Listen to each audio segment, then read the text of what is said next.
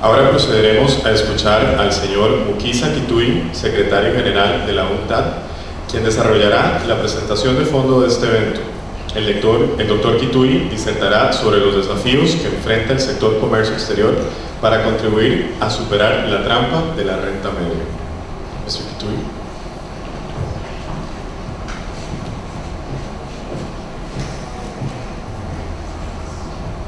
Thank you very much, honorable ministers, members of the panel, ladies and gentlemen. I'll greatly indulge that I wish I could speak Spanish to have been much easier for our interaction, but I'll struggle with my handicap to make my contribution to a very important and timely debate and discussion in this country. What do I intend to do? Not terribly much. I can't tell you too much about what's happening in the country, you know, much better than I've ever done. I can contribute in linking the challenges that you face and how you're dealing with it with our institutional thinking about confronting those challenges. But in case the problem seems now easier to solve, I'll try to add to the problematic by saying a few things about emerging and new vulnerabilities which color the environment in which this country attempts to break out of or to avoid the middle-income trap that has been associated with a slowed progression in many economies after they start emerging as developing countries. Many times when we look at challenges that countries face, we tend to downplay the successes that have been achieved. And I think when we look at the challenges ahead, we should not get away from the reality that this small country has done very well. You are one of a fairly small number of emerging economies where there has been a coherence between international trade policy, trade diplomacy, with the positioning of the productive sectors to utilize the possibilities that emerge and to grow the economy in a very interesting and dramatic way. So we start off by appreciating what you particularly been able to do since the turn of the century, in a period when the rest of the world has been realizing very mixed results, particularly since the crisis of 2007-2008. The fact that we could sustain through that decade a GDP growth of 5%, and even now, slightly lower but commendable performance is something very, very commendable. What we look at as the challenges of the middle-income trap is a set of things. One, if your early engine of competitiveness was a combination of low productivity manufacturing sector and low-cost labor as the base of attracting direct private foreign investment, one of the casualties of that strategy, of course, which you have already realized, is you get to a point of success where one, there are too many others who are also into simple manufacture, and two, you cannot compete effectively as the source of the cheapest labor. It's the nature of economics that if you are doing well, the cost of the labor also goes up, and that therefore the model of competing because we are cheap can only be a starting point, but it cannot lift you out of the lower middle income levels. Now this country has reached upper middle income status. It's not even struggling with the other basement economies. And part of the success is your ability to transit into more sophisticated technologies, particularly the combination of opportunities in communication and ICT, and particularly information economy.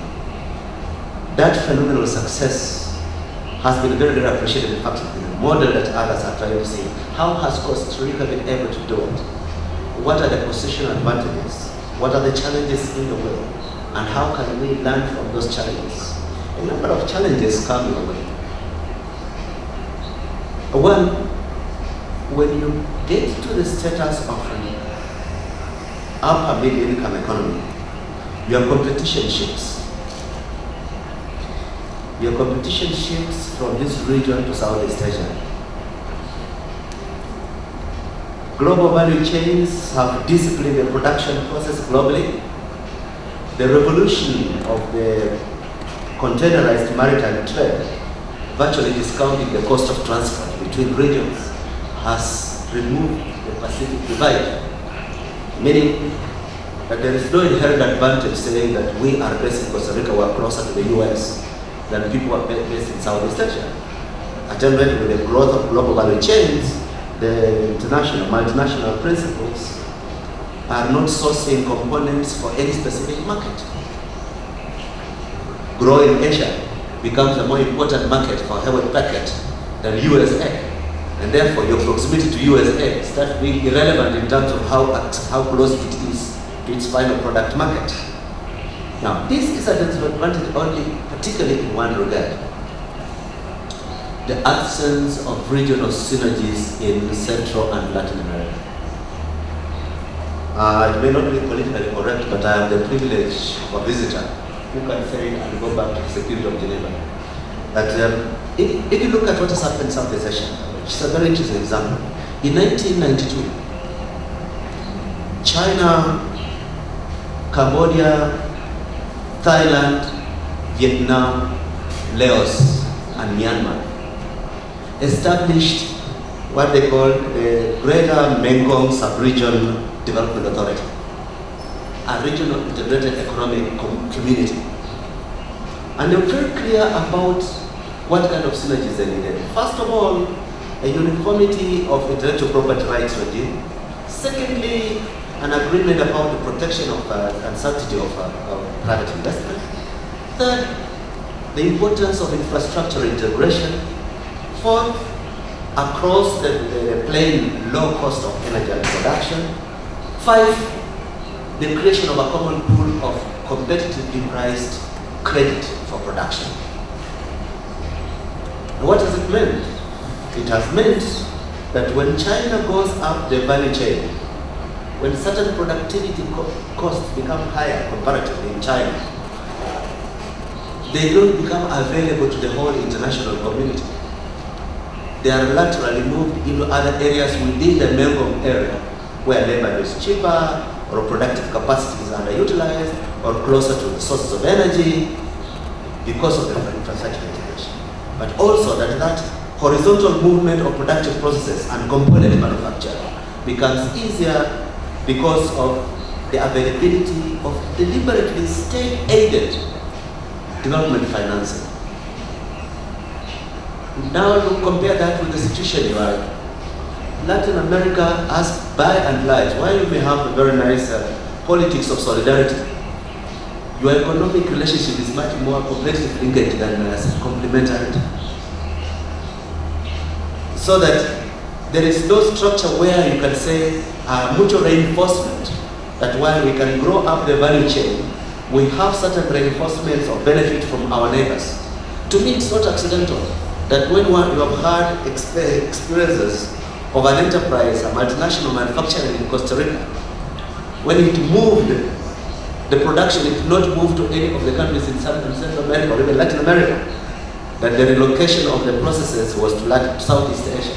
I think it was very, very telling because it's about a pool of regional synergies that are necessary there. Two, we're entering a very interesting moment.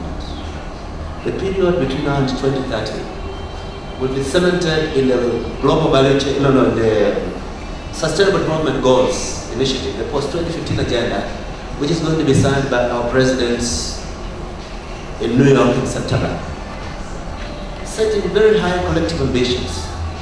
First, in integrating the social dimension to the economic leadership, i.e. defining progress in terms of social inclusion. For Costa Rica, finding engines and levers that will upgrade the livelihoods of the 20% or so % of the population that remains mostly out of modern economy, or that has remained in poverty. Two, greening production processes. and basically disciplining national politics and economics to two principles. One, that the current generation cannot borrow too much on the ecological account of the next generation, which are doing very well in by the use of renewable energy. And second, that growth is not development until it is seen that every boat is being lifted by the tide, which is a challenge to you and us. One of the biggest challenges that you face with this is the cost of necessary infrastructure. You have done substantially well in the digital development of this country. We laid infrastructure for the early phase of information economy-led growth. But the challenges are, this is a perpetual improvement challenge. You slow down, your advantages are eroded. Neighbors who are behind could easily catch up. The challenges of the information economy is not just the creation of the pools of skills that are already being done in this country substantially, but how do you constantly improve the cutting-edge skills pool that will transform for all the time two components: the sophistication of your manufacture, but even more excitingly, climbing up the social the services ladder in global value chains. I was discussing with some prime ministers in the Caribbean 2 days ago what is happening in Shanghai. I visited a special zone in Shanghai 2 years ago, where the Chinese government decided we want to bring the best brains in the world to come and help us do one thing. We have, in our understanding, Mr. Morgan, you have to tell me, sometimes I get carried away and speak too much, that China noticed the moment it became the workshop of the world,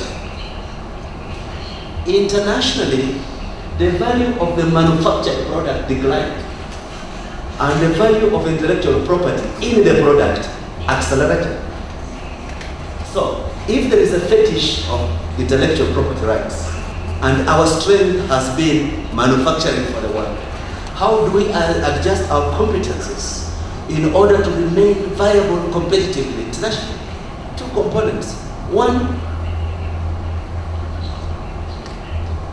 that will dramatically and substantially put resources in R&D. So that made in China is not actually from Silicon Valley and assembled in China.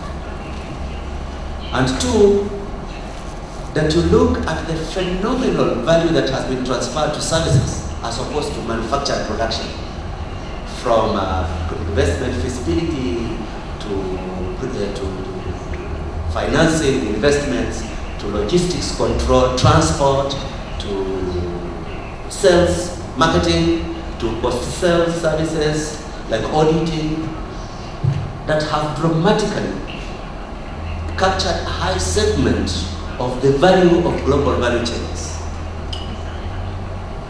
These are united in just one area. Not only an informed society, but constantly improving information-driven economy. Secondly, it's not the case that everybody is going to be driven in the eyes of the information economy only. While research and development of electronics and communications, development of software, particularly for mobile apps, is a major phenomenal advantage to the growth economy. Organic linkages between the drivers of the modern economy and the sectors of the economy being left behind is a critical challenge that cannot be forgotten. You cannot forever sustain a momentum of ICT-driven economy while you have an 18th century agricultural sector. So the spillovers intellectually from the knowledge economy have to be, how do you industrialize the agricultural sector? Similarly, how do we find ways of growing the access of the small and medium enterprises of the country, which are domiciled to a large number of underperforming persons, to access a knowledge that's already existing. It may not be very modern knowledge in terms of the ICT industry itself, but it has phenomenal relevance. First, in building local business linkages between small and medium enterprises and larger national companies, but also with transnational major players. This is a critical stepping stone to linking your small and medium enterprises into global value chains. which inevitably will have to be conquered if you talk about sustained constant improvement and prosperity for the country.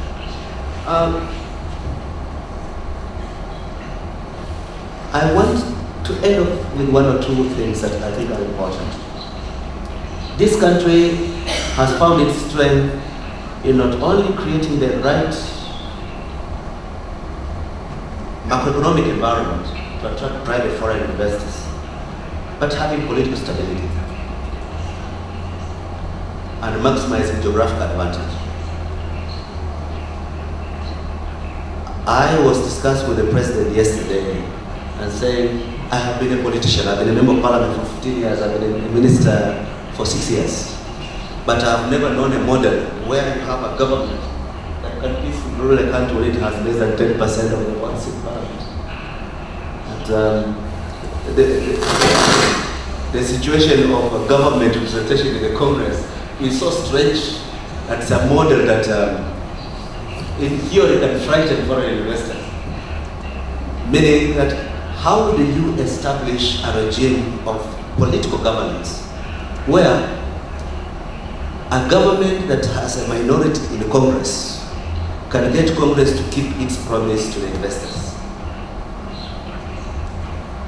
You are exploring fairly fertile territory, and your successes will inform how much this is read as a part of your stability. But it's a challenging issue as you make the democratic process work, that you fall into the trap, you don't fall into the trap we've seen in other areas where political paralysis erodes the confidence on the macroeconomic management and comfort of the investors. Secondly, while you're having major investment in knowledge-based research in this country, you cannot afford enclave R&D.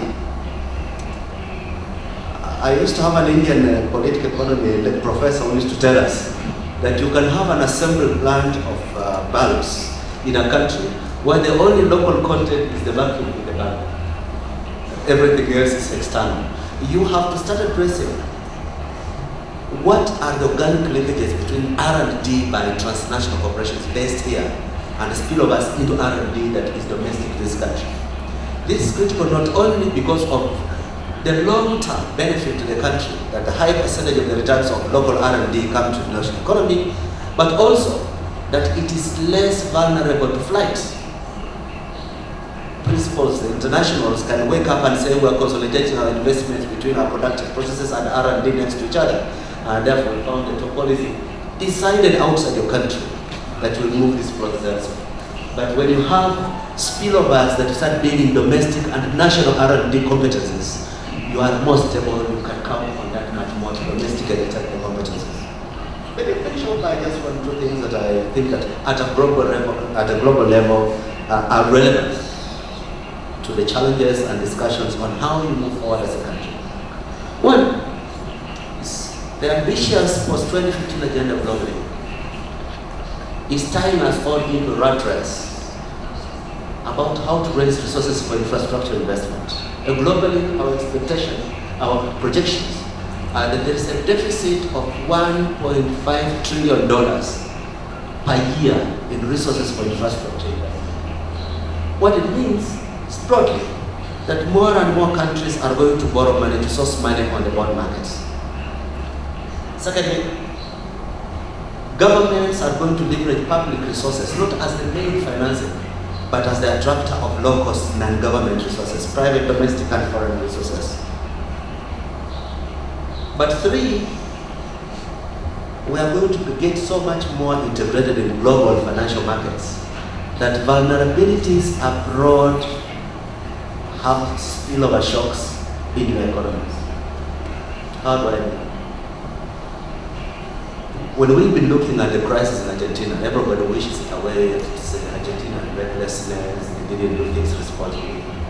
We look at Greece. The reaction is all like Greeks, you know, they just want to enjoy like the rich people without working like the rich people do. But there are signs in the air that increasingly emerging economies, particularly very well-doing the economies like yours, fairly open economies, are increasing their vulnerability to shocks coming out of monetary policy instruments in other countries. For example, and I use this as a fairly questionable one, Yellen, the head of the US Reserve Bank, is likely to raise interest rates in the US in the fall, about September, October.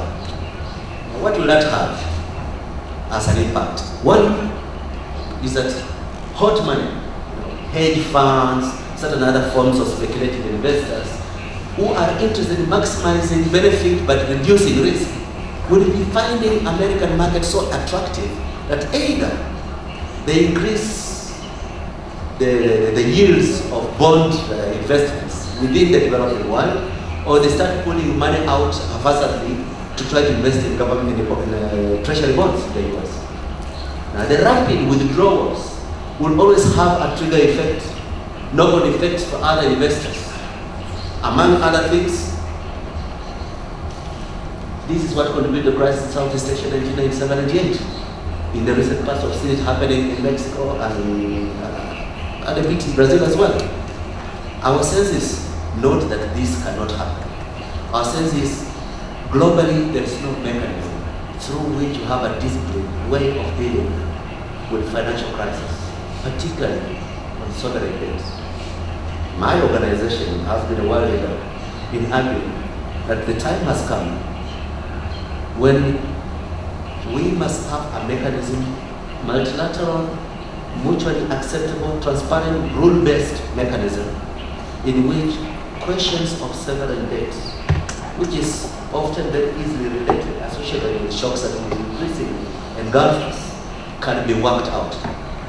To appeal to arbitrary methods, like the ruling in a district circuit court in New York over the question of Argentina, is not a model of how the world can conduct its business on a critically important sector like the financial markets. And I think it will be in the interest politically of emerging economies like your own to add their voices to the need for a rules-based debt workout mechanism to deal with the fears, anxieties of sovereign debt and sovereign borrowing. Thank you very much for your kind attention.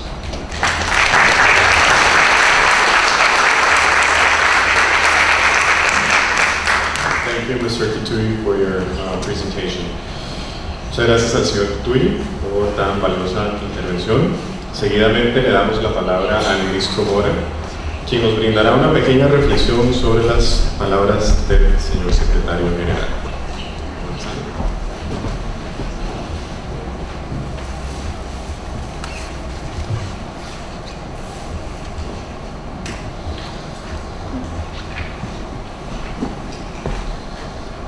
Bueno, ya les había saludado, pero quisiera pasar un poquito, comenzar con cierta formalidad, agradeciendo al doctor Kituyi, Secretario General de la Conferencia de las Naciones Unidas sobre Comercio y Desarrollo, agradeciendo la presencia acá de mi colega, el doctor Fernando Llorca, Ministro de Salud, quien está con nosotros, el doctor Guillermo Valles, director de la División de Comercio Internacional, de Bienes, Servicios y Productos Básicos de la UNCTAD, gran amigo de Costa Rica y gran amigo nuestro, a nuestros panelistas, la distinguida Delia Gobaire, profesora de la Universidad Estatal a Distancia y directora del Consejo Privado de Competitividad, a don Ricardo Monge,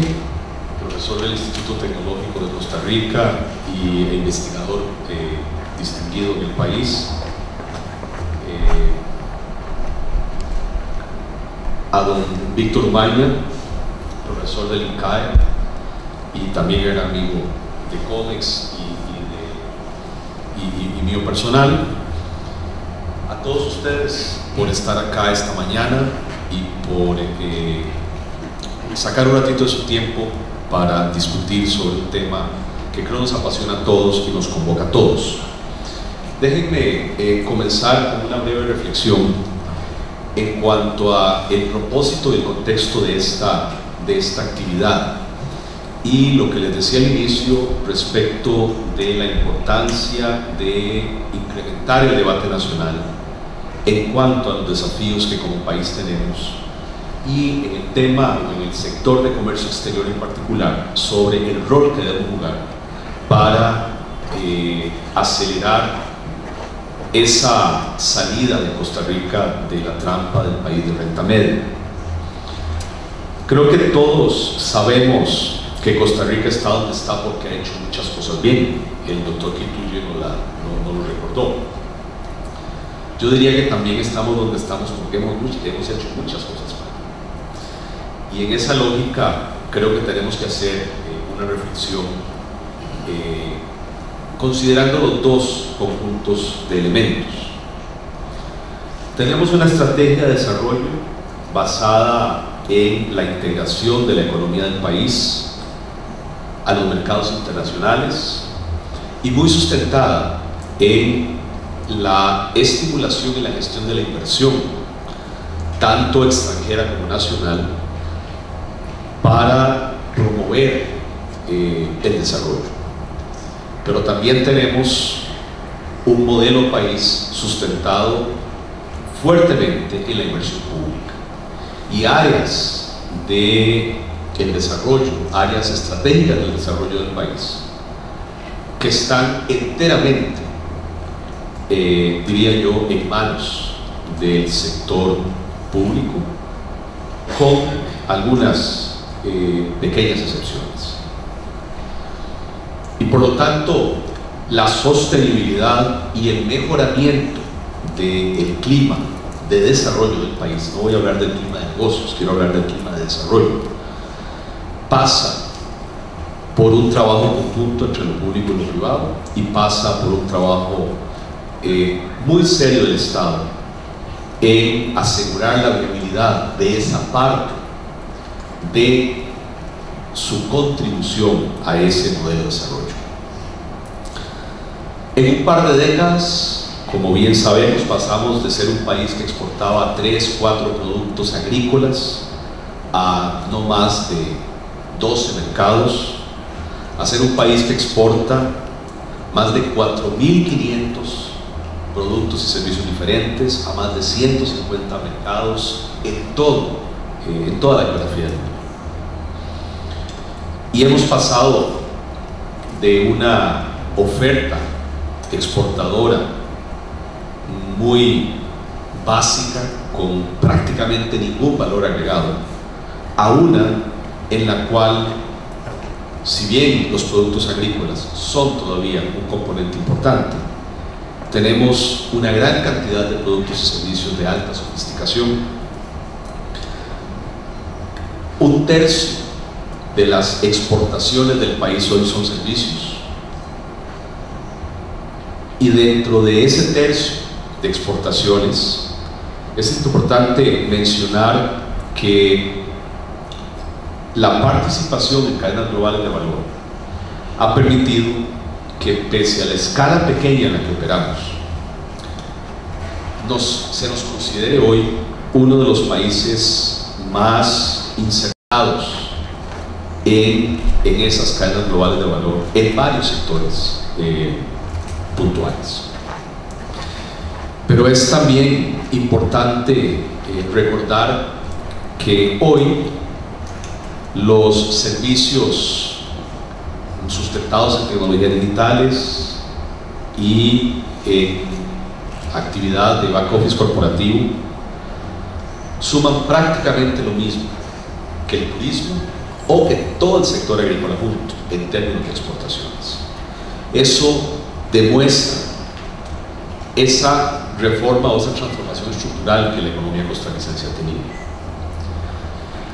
Y aquí quisiera detenerme un momento para contextualizar un poquito la visita del doctor Kituyi, con dos elementos que me parecen emblemáticos. Hoy celebramos el primer año de la administración Solís Rivera. No tenemos un gran acto formal, me parece que este es el acto probablemente público que coincide con eso.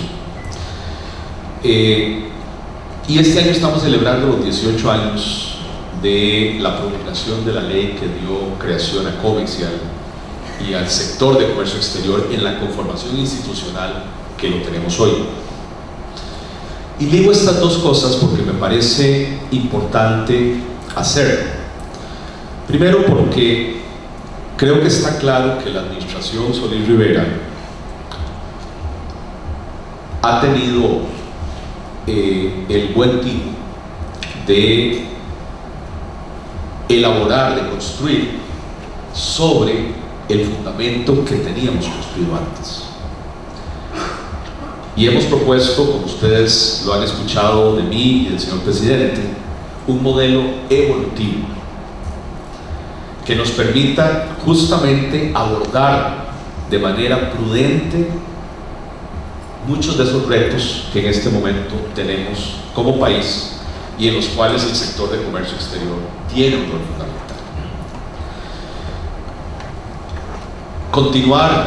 Dar continuidad al modelo, consolidar una serie de procesos alrededor del modelo de desarrollo, acercarnos a la OCDE y concretar el hito de la invitación a formar parte de esta prestigiosa organización, es para nosotros una evidencia de esa evolución y de esa necesaria elaboración y construcción evolutiva sobre la cual estamos trabajando. Esa trayectoria exitosa que como país tenemos no está exenta de una serie de limitaciones, una serie de vacíos. El doctor Kituyi en su presentación elaboró varios de ellos y lo hizo en un sentido muy constructivo, como es su estilo y como es el estilo de la UNCTAD, pero nos puso claramente una perspectiva que me parece a mí resume muy bien lo que desde la óptica de comercio exterior es una buena parte de nuestra tarea. ¿Somos exitosos en insertarnos en las cadenas globales de valor? Sí, pero es una parte de la economía y una parte de la plataforma productiva a la que está insertada. Hay otra parte que no está insertada y necesitamos tender puentes entre esas dos partes, ¿verdad? Y no se trata de desmantelar la parte encadenada, ¿verdad? Y hacernos todos un escenario minimalista. No, se trata de levantar la parte no encadenada y usar más bien una serie de instrumentos maximalistas. Ese es el reto, y me parece a mí que es el reto que como sector de comercio exterior y como autoridades en esta materia tenemos. Pasar de país de renta media a país de renta alta es un proceso que toca todo. No es un proceso que toca solo exportaciones, inversión, no. Tiene que ver con una condición del Estado costarricense como un todo y de la nación costarricense como un todo. Y me parece a mí que esa dinámica es una dinámica que tenemos que entender mejor. Es una dinámica en la cual apenas estamos dando los primeros pasos. Y me parece que situaciones como la fragilidad fiscal, que mencionaba muy bien el doctor Kituyi y que todos conocemos, son elementos que atentan contra ese objetivo. De ahí el énfasis que estamos poniendo en este segundo año de la administración Solís Rivera, justamente en abordar este tema, porque como les decía al inicio, sin la sostenibilidad de la hacienda fiscal, o de la hacienda pública, perdón, el resto de las tareas van a ser extremadamente difíciles. Creo que ahí estamos hablando de una condición necesaria, aunque no suficiente, pero claramente ahí tenemos un tema de fondo.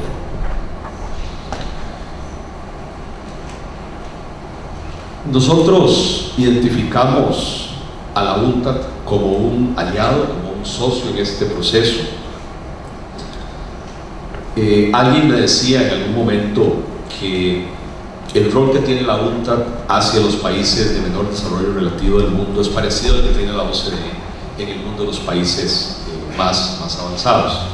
Tal vez es así, probablemente son comparaciones que no son tan uno a uno, Pero lo cierto es que aún en esa posición de avance que tenemos como país de renta media alta, seguimos siendo un país en vías de desarrollo, un país que comparte una gran cantidad de sus retos y padecimientos con los países menos desarrollados, aunque también comparte ya algunas situaciones de su desarrollo con los países más avanzados. Y esa condición un poco de adolescente, que a ratos es niño y a ratos es adulto, y que quiere que lo traten como adulto, pero se comporta como niño, y todo esto, creo que es muy claro en nuestra sociedad y en nuestra dinámica, incluso política. De manera que la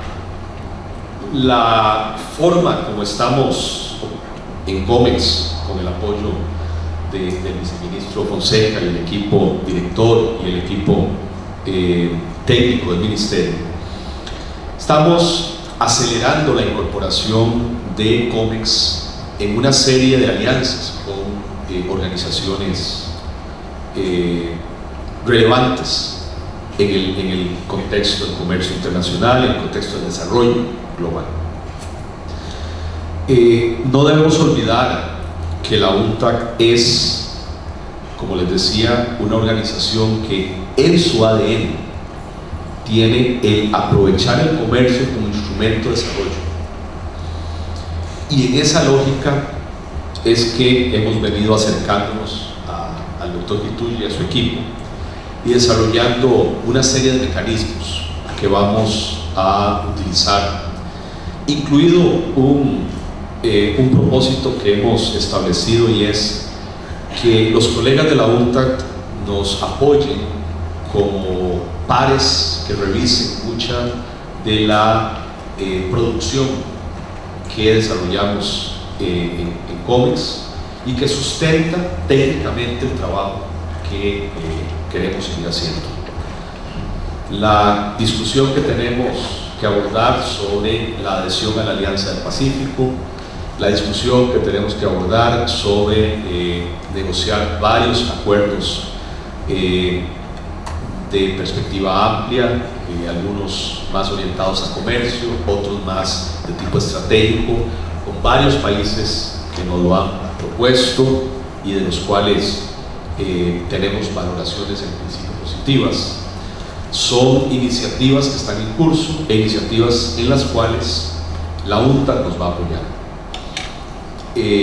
Estamos renovando una serie de instrumentos, renovando una serie de capacidades internas para robustecer mucho la capacidad de análisis económico que COMEX tiene y sustentar nuestras posiciones, nuestras negociaciones, nuestro debate interno sobre datos, sobre información, sobre evidencia objetiva y no sobre percepciones, no sobre posiciones políticas ni ideologías. Creo que esa es una contribución importante en la que COMEX siempre ha participado y en la cual en ese enfoque evolutivo estamos haciendo una mejora. Igual como estamos trabajando con la UNCTAD, estamos haciendo una gestión similar con la CEPAL, con la OMC, con la OCDE, que todos aquí conocen, con el Banco Mundial, con el BID, con el propósito pues de identificar esos apoyos y esos reforzamientos de capacidades en las diferentes materias en las que estas organizaciones son referentes. Y en esa lógica estamos haciendo un esfuerzo adicional por hacer algo que en Costa Rica hacemos muy mal, que es el cómo. Hacemos muy bien el para qué, el para quién, el qué, pero de ahí a accionar, a ir a la acción, a ir a la ejecución de las cosas y a ponernos de acuerdo en cómo lo vamos a hacer, nos quedamos patinando. Y déjenme decirles, ya para terminar, ayer tuve una muy interesante y breve todavía conversación con el doctor Valles, quien elaboró un concepto que me llamó mucho la atención, y él me decía: yo no estoy seguro de que Costa Rica esté en la trampa de los países de renta media. Y él tal vez nos va a poder contar, ahora que modere el foro, cuál fue el origen de su comentario. Lo que sí les puedo decir es que para mí realmente la trampa en la que el país está es en la imposibilidad de definir el cómo, y en esa incapacidad de ejecución que nos ha tenido paralizados. En buena medida, el doctor Kituyi lo mencionaba ahora, hay un entorno político complejo, una asamblea legislativa muy fraccionada, etc. Que en mi opinión es nuestra primera responsabilidad, y ahí sí es una condición necesaria, tampoco suficiente, para comenzar a tener tracción en salir de esa trampa de la renta media. Si nosotros no resolvemos la incapacidad que tenemos en este país de ponernos de acuerdo en el cómo, y esa erosión que ha tenido en los poderes públicos, y particularmente el Ejecutivo, para poder ejecutar cosas sin una especie de gran consenso entre prácticamente todos los sectores, o esa condición en la cual pequeños sectores tienen un exceso de capacidad para bloquear a las grandes mayorías. Y esto estoy claro de que es un comentario de corte muy político, pero estoy convencido de que ese es el hilo conductor que tenemos que resolver nosotros primero, y está en poder nuestro, no dependemos de nadie para resolverlo, tenemos que resolverlo nosotros.